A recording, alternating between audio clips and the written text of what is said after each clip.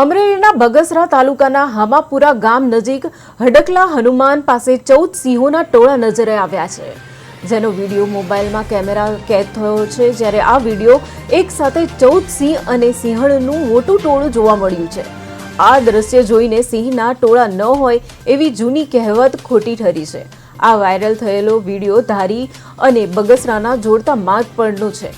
હડકલા હનુમાન નજીક શિકારની શોધમાં નીકળેલા સિંહણો આ પરિવાર કેમેરામાં કેદ થયો હતો।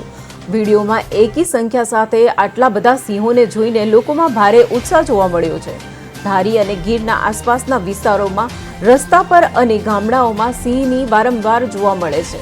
વન વિભાગની સીધી દેખરેખ અને સંરક્ષણ પ્રયાસોના કારણે સિંહોની સંખ્યામાં સતત વધારો થઈ રહ્યો છે, જે ગીરના જંગલો અને સમગ્ર ગુજરાત માટે ગૌરવની વાત છે।